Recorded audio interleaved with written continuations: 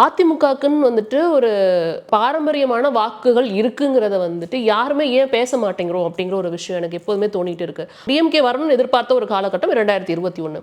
அதிமுக 10 ஆண்டுகளாக வந்து ஆட்சியில் இருந்தது.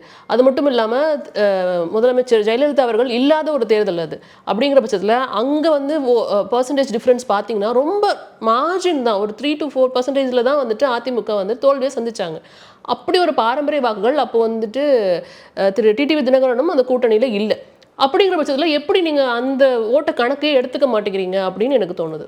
ஃபர்ஸ்ட் அண்ட் ஃபார்மோஸ்ட் அதிமுகவுக்கு இருக்கக்கூடிய பாரம்பரிய வாக்குகள் 2016 இவாப்ரேட் ஆக ஆரம்பிச்சிருச்சு. 2021 நான் சொல்கிறது அம்மையார் ஜெயலலிதாவோட டிமைஸோட சொல்கிறேன்.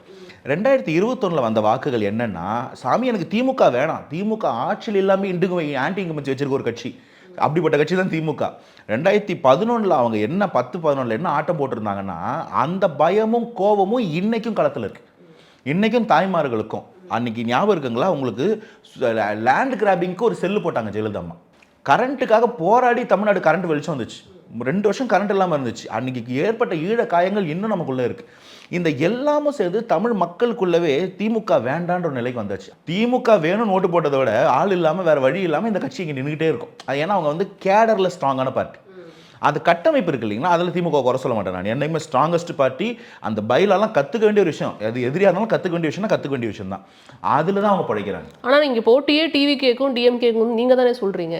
அந்த போட்டியை நாங்கள் எப்படி ஈக்குவேட் பண்ணுறோன்னா, முதல் தேர்தலில் எங்களுக்கு நாங்கள் வந்து அப்படி ஒரு 75 வருஷ கணக்கெல்லாம் எங்களுக்கு பாரம்பரியம் எங்களுக்கு இல்லை. ஆனால் இந்த திமுக எப்போ யார் யார்கிட்ட விழுந்திருக்குன்னு நீங்கள் பார்த்தீங்கன்னா, இவங்க வந்து சரி கிடையாது, மக்களுக்கு இவங்க விரோதமான ஆட்சி பண்ணுறாங்கன்னு சொல்லி வரக்கூடியவங்க ஒரு மக்களுக்கு நெருக்கமான மக்கள் தலைவராக, ஒரு கேரிஸ்மேட்டிக் லீடராக இருக்கும்போது அந்த சேஞ்ச் நடக்கும். 1977 திமுக சரியில்லைன்னு சொன்னது ஒரு கரிஸ்மேட்டிக் லீடர். 1991 மக்களுக்கு அவங்க திமுக சரியில்லைன்னு சொல்லி வந்தது ஒரு கரிஸ்மேட்டிக் லீடர். 2026 திமுக சரியில்லைன்னு சொல்லி வரப்போறது ஒரு கரிஸ்மேட்டிக் லீடர். அதை எதிர்க்கிறதுக்கான திராணி இல்லைன்றது கரிஷ்மா இல்லைன்னு நீங்க சொல்ல வரீங்களா? கரிஷ்மான்றது வந்து கேடர்லேருந்து ரைஸ் ஆகிறவங்களே கிடையாது. Charisma is people who has their leaders close to their heart. எனக்கு சிஎம் அவருக்கு எடப்பாடி யாருன்னே தெரியாதுங்க. அவர் எப்படிங்க கரிஷ்மேட்டிக் லீடராக இருக்க முடியும்? கரிஷ்மேட்டிக் லீடர்ன்றது என்னன்னா, ஒரு மக்கள் அபிமானத்தை வென்றது மட்டும் கிடையாது, இவன் என் ஆளு, எனக்கு அவரை பிடிக்கும், அந்த ஒரு அன்கண்டிஷனல் லவ் இருக்கும் கரிஷ்மேட்டிக் லீடர்ஸ்க்கு.